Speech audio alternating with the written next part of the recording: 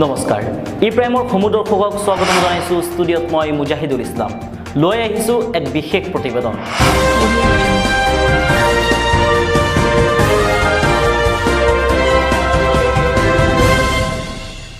দেশৰ প্ৰধানমন্ত্ৰী নৰেন্দ্ৰ মোদী ডাঙৰীয়াই ঘোষণা কৰিছে কেইটামান গুৰুত্বপূৰ্ণ কথা এই মুহূৰ্তত আমি জনাব বিচাৰিছো নৰেন্দ্ৰ মোদী ডাঙৰীয়াই কি ঘোষণা কৰিলে নৰেন্দ্ৰ মোদী ডাঙৰীয়াই প্ৰথমতে কৈছে যে দেশৰ জনসাধাৰণক উদ্দেশ্যি তেখেতে কৈছে দেশত এতিয়া লকডাউন সমাপ্ত হ'ল কিন্তু সমাপ্ত হোৱা নাই করোনা ভাইরাসৰ আতংক সমাপ্ত হোৱা নাই গতিকে দেশবাসীক সংযমী হৈ থাকিবলৈ অনুৰোধ জনাইছে প্ৰধানমন্ত্ৰী নৰেন্দ্ৰ মোদী ডাঙৰীয়াই প্ৰধানমন্ত্ৰী নৰেন্দ্ৰ মোদী ডাঙৰীয়াই আকৌ কৈছে বিগত 8টাকৈ মাহত দেশৰ জনসাধাৰণে জিয়াটো ভুগিবলগীয়া হৈছে নিজৰ বহুমূলীয়া সময় খৰচ হৈছে লগতে আৰ্থিকভাৱেও জুৰুলা হৈ পৰিছে ভাৰতবাসী গতিকে এইখিনি সময়ত তেখেতে কৈছে যে ভাৰতবাসী ওলাই আহিছে নিজৰ জীৱনক এতিয়া নৱৰূপ দিবলৈ কিন্তু এইখিনি সময়ত প্ৰতিগৰাকী ভাৰতীয়কো তেখেতে সংযমী হৈ থাকিবলৈ অনুৰোধ জনাইছে লগতে তেখেতে কৈছে মই ভাৰতবাসীসকলক সুৰক্ষিত হৈ থকাটো বিচাৰো আপোনালোকে নিজৰ কাম কৰক কিন্তু তাৰ লগত কোভিড প্ৰটোকল মানি আপোনালোকে চলক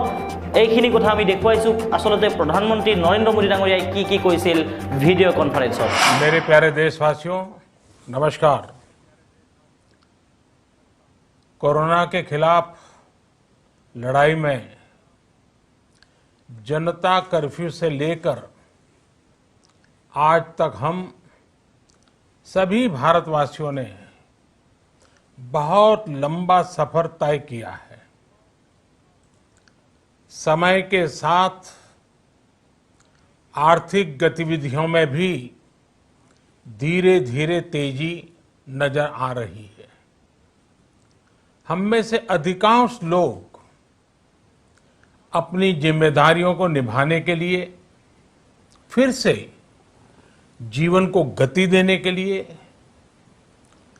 रोज घरों से बाहर निकल रहे हैं त्योहारों के इस मौसम में बाजारों में भी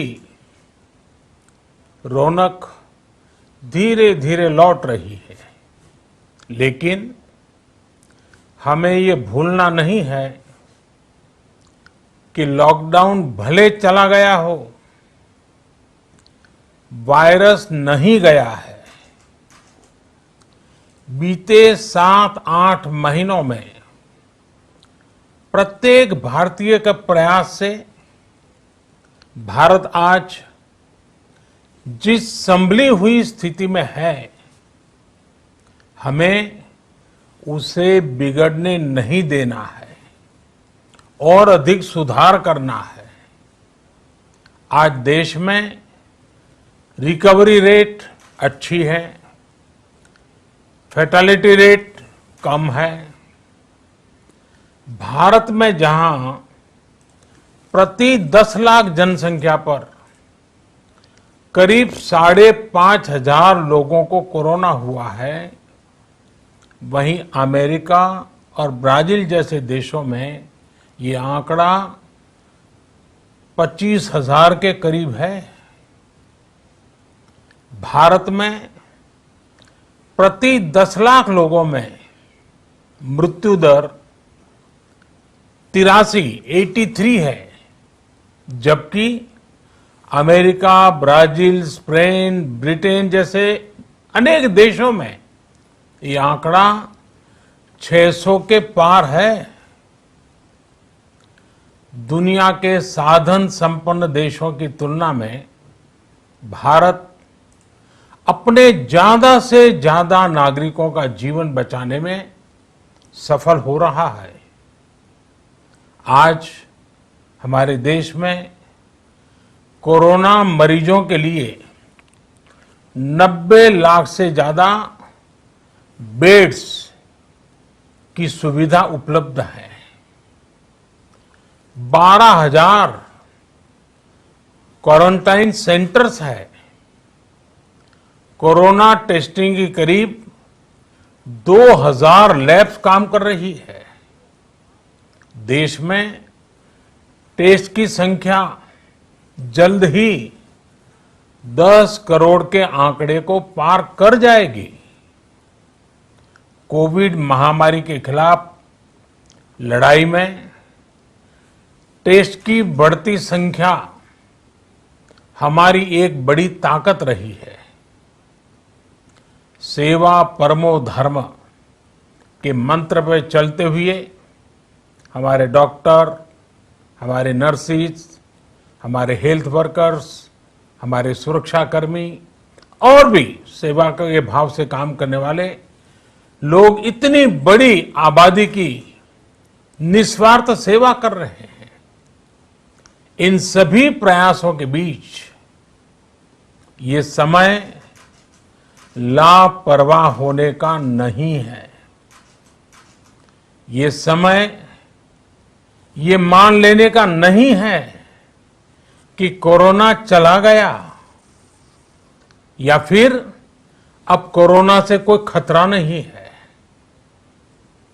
हाल के दिनों में हम सब ने बहुत सी तस्वीरें, वीडियो देखे हैं जिनमें साफ दिखता है कि कई लोगों ने अब सावधानी बरतना या तो बंद कर दिया है या बहुत ढिलाई ले आए हैं।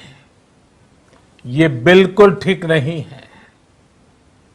अगर आप लापरवाही बरत रहे हैं, बिना मास्क के बाहर निकल रहे हैं, तो आप अपने आप को, अपने परिवार को, अपने परिवार के बच्चों को, बुजुर्गों को उतने ही बड़े संकट में डाल रहे हैं। आप ध्यान रखिए, आज अमेरिका हो या फिर यूरोप के दूसरे देश, इन देशों में कोरोना के मामले कम हो रहे थे, लेकिन अचानक से फिर से बढ़ने लगे हैं और चिंताजनक वृद्धि हो रही है। साथियों, संत कबीरदास जी ने कहा है, पक्की खेती देख के, पक्की खेती देख के गर्व किया किसान, अजहू जोला बहुत है, अजहू जोला बहुत है, घर आवे तब जान। अर्थात कई बार हम पक्की हुई फसल देखकर ही अति आत्मविश्वास से भर जाते हैं कि अब तो काम हो गया, लेकिन जब तक फसल घर न आ जाए तब तक काम पूरा नहीं मानना चाहिए। यही कबीरदास जी कह के गए हैं। यानी जब तक सफलता पूरी न मिल जाए, लापरवाही नहीं करनी चाहिए। साथियों, जब तक इस महामारी की वैक्सीन नहीं आ जाती, हमें कोरोना से अपनी लड़ाई को रत्ती भर भी कमजोर नहीं पड़ने देना है। बरसों बाद हम ऐसा होता देख रहे हैं कि मानवता को बचाने के लिए युद्ध स्तर पर पूरी दुनिया में काम हो रहा है। अनेक देश इसके लिए काम कर रहे हैं।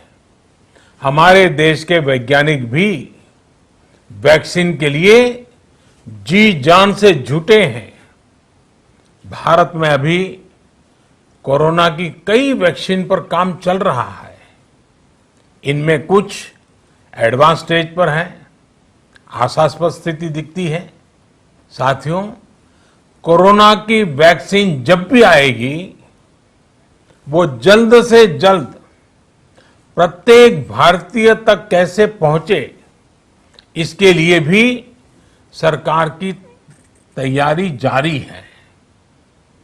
एक एक नागरिक तक वैक्सीन पहुंचे, इसके लिए तेजी से काम हो रहा है।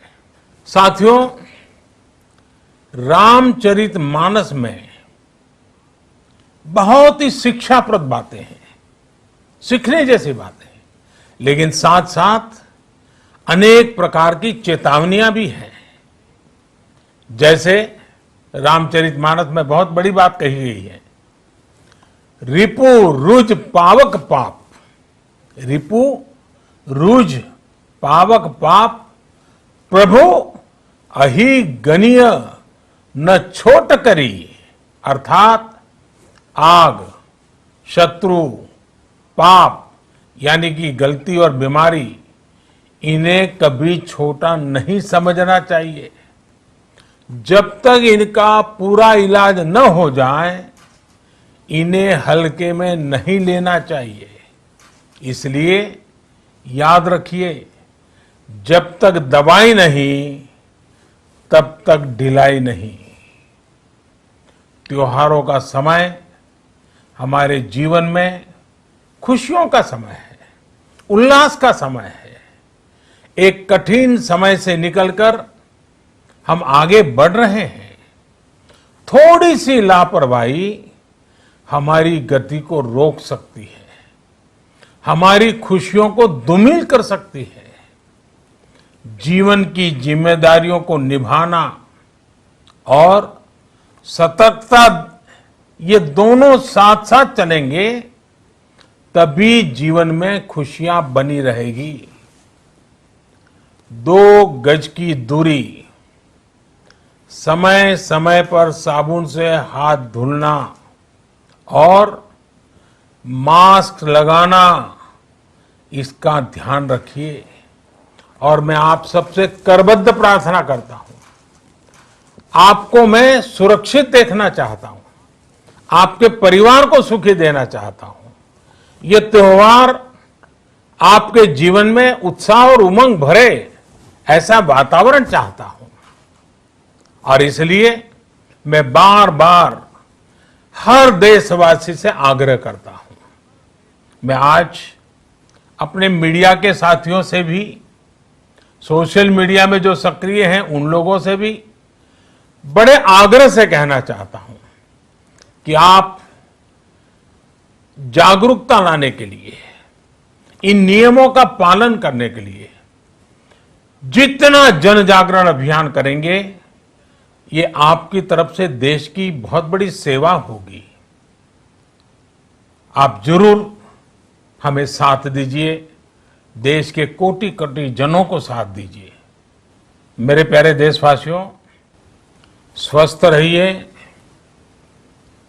तेज गति से आगे बढ़िए और हम सब मिलकर के देश को भी आगे बढ़ाएं। इन्हीं शुभकामनाओं के साथ नवरात्र, दशहरा, ईद, दीपावली, छठ पूजा, गुरु नानक जयंती समेत सभी त्योहारों की सभी देशवासियों को एक बार फिर से बहुत बहुत बधाई देता हूं। धन्यवाद।